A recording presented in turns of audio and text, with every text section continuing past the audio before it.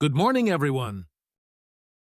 Bill here again on another cold January winter here in Minnesota. I've been doing some cold weather flights with a Holy Stone 360S for the last several months. My last flight was a doozy, so I thought I would share it for those that may be wondering about this drone. First, some clarifications. This is an inexpensive entry-level drone, and flying in temperatures like I'm going to show you is not recommended by any drone manufacturer. In fact, if you don't have a safe place to fly your drone, flying in such cold weather not only could damage your drone, but actually create a hazard for others. You'll note, I'm only flying my drone on our private property and keeping it in safe altitudes and locations. Let's go get to an open spot to calibrate the compass and launch the drone. Now, it's early January up here, and the temperature is well below zero. We won't even talk about the wind chill. As you can see, it has a clear picture, and the drone is currently handling the wind fairly well. Keep in mind, this drone does not have a gimbal, so you are going to see some jitter in the video. We just got some fresh snowfall, so I'm hoping to get some shots of the snow on the pines. I'm keeping an eye on my battery power. Remember, in this cold weather, the battery will drain very quickly. For an inexpensive drone, I'm still impressed with the picture and relative ease of flight. As you can see, however, the wind does affect this drone much more than a more expensive drone. And once again, without a gimbal, this does affect your video.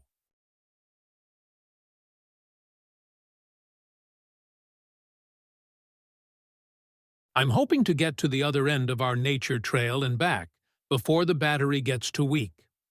Be aware, once the battery starts to drop, you have very little time left in these kind of temperatures. I can usually get about 10 minutes of safe flight time if the battery is fully charged.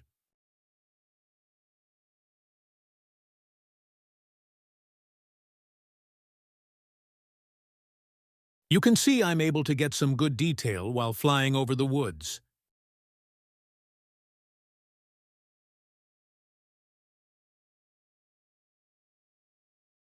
Okay, the battery just dropped to 75%.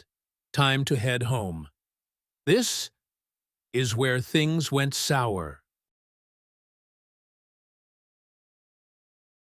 I commanded the drone to come home. Notice how it's now heading toward the highway? Remember, that isn't especially safe. I need to take back control and get it back in the right direction. It got control back just before it went over the road. However, the controls weren't working correctly.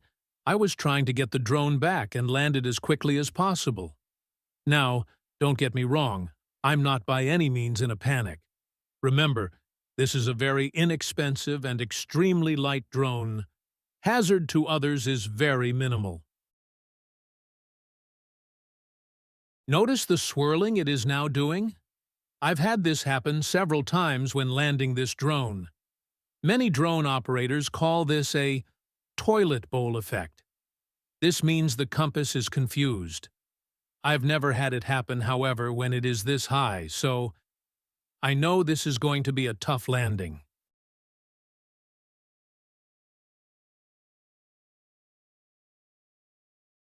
I'm trying to switch it to different modes, hoping to pull it out of this problem. However, it's just getting worse.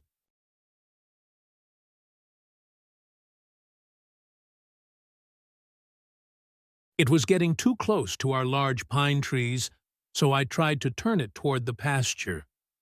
However, this was not going to happen. Notice it spiraling closer and closer to the trees? I had no control at all at this point. And then, it happened to me for the first time. My drone flew right into the tree and got stuck at the top. Keep in mind, this is a huge tree. There's no climbing up. So I had to hope for a strong wind to blow it down. So, a bit of a problem. The drone is still transmitting, I can still see video, but it's well out of reach. Now keep in mind, I flew this drone in sub-zero temperatures. I knew what I was risking. Now, amazingly enough, 2 mornings later, we got some high winds and found the drone on the ground next to this same tree. To my surprise, nothing was damaged, not even a propeller. I dried the battery and drone. The battery had 75% left. Now, the question, will it fly again? This is amazing. After flying into a tree, sitting out in below-zero weather for 2 days, then falling about 75 feet to the ground, it still flies. Now, it's 20 degrees out today, and the drone is flying perfectly, full control and handling well. I flew it out a ways, chased a few pigeons around, then brought it back for a perfect landing.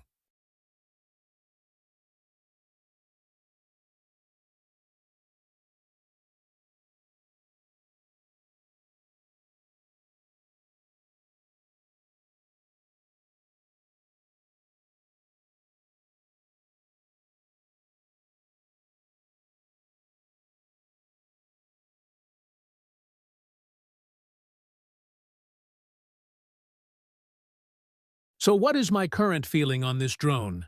It's durable enough to handle some mishaps, can be flown in the cold with some caution, and does what I need it to do.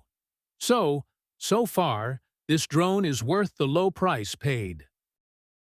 I hope this helps someone make an educated decision if looking for a low-cost drone. God bless, folks!